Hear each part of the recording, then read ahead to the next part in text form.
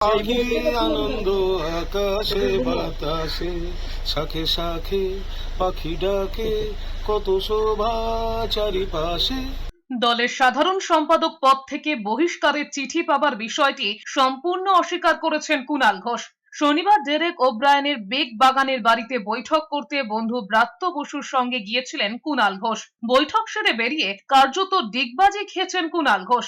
Derek ওব্রায়েনের চিঠি পাবার বিষয়টি সম্পূর্ণ অস্বীকার করেছেন তিনি। ডেরেক ওব্রায়েনের সই করা চিঠি না পেয়ে তবে কেন কুণাল ঘোষ কেঁদেছিলেন তা নিয়ে চর্চা শুরু হয়েছে। এমনকি কুণাল ঘোষকে ঘিরে তৃণমূলের কর্মী সমর্থকদের স্লোগান দিতেও দেখা গিয়েছিল।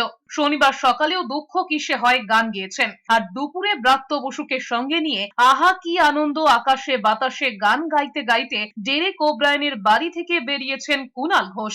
আমাদের দলের বিশিষ্ট নেতা, মন্ত্রী এবং ব্যক্তিগতভাবে বন্ধু ব্রাত্য বসু, ওনার সঙ্গে এসেছিলাম। আমাদের দলের আর এক নেতা ডেরেক ওব্রায়েনের কাছে কিছু কথা হয়েছে, সে বিষয়ে আমি বাইরে কোনো মন্তব্য করতে চাই না। এটুকু বলছি, যেটা বলে আসছিলাম সেটাই, অর্থাৎ তৃণমূলে ছিলাম, তৃণমূলে আছি এবং আমি তৃণমূলেই থাকবো।